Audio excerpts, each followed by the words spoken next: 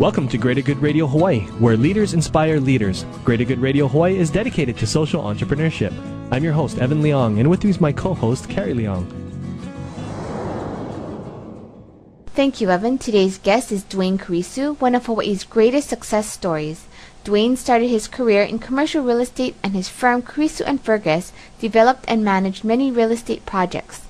He is the owner of this radio station, ESPN 1420, Hawaii Business Magazine, Honolulu Magazine, and Watermark Publishing.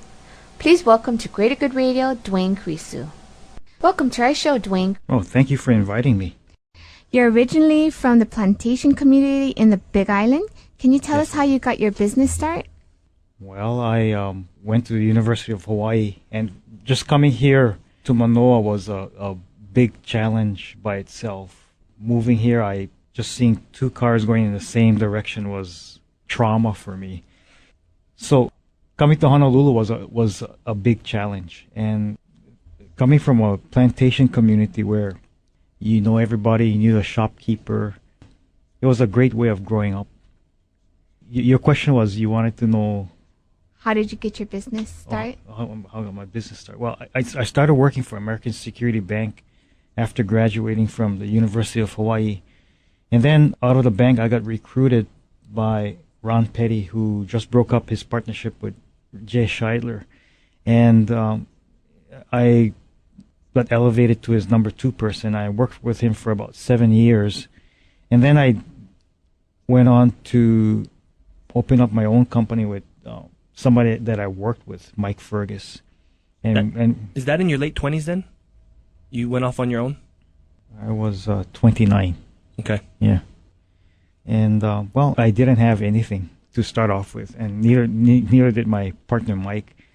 So we basically came across this building after, windsurfing all day. Maybe we had 1 or 2 beers too many to drink, but then he gave me the challenge of buying this building, and basically we put it under contract. And my job was to convince the bank that both Mike and I could do for ourselves what we did for the companies that we worked for. And basically we did convince the bank, and they loaned us the money that we needed for this project, and that was the beginning of our building our real estate portfolio. And you guys didn't have any collateral to put up, or? Well, we used the property as collateral. Yeah. Huh. And then, so what happened from that? That was one project. You guys built up the building, and then what did you do? You sold it off, or you still have it? Well, we were born and raised to be cash flow investors. So that property was a cash flow type property, and we kept it for a long period of time. In the meantime, we went and bought another piece of property, and then another and another. It was all based upon cash flows.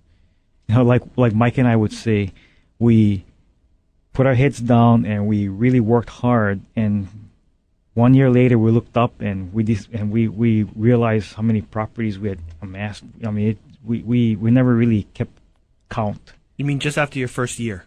Well, after the first year, and after the first year, yeah. So when did you start doing other businesses besides real estate? You didn't think, I just want to go real estate and concentrate completely on that? It was about 3 years after we started. And so we started in 1985. And in 1988 and 89, there started to be this whole mergers and acquisition trend across the United States. And it was, and people were buying companies and breaking up companies. And we decided, well, and it came to Hawaii on a significantly smaller scale.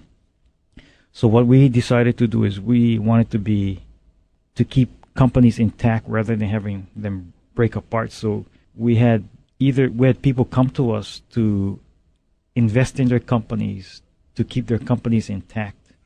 And so I started getting interested in the operation of businesses. So one of them was like Hawaii's Own, and the other one was like the Pepsi and 7-Up distributorship in Maui, and there were some others, but that's how I got started in businesses. So you guys put the initial investment in and you took over management, or you just helped them get through a bridge loan? No, we got them through a bridge, and basically in one case we helped to buy out dissenting partners that were wanting to break up the company, and so we kept the company intact, and then management stayed intact to keep the business and the family of companies moving forward rather than breaking apart.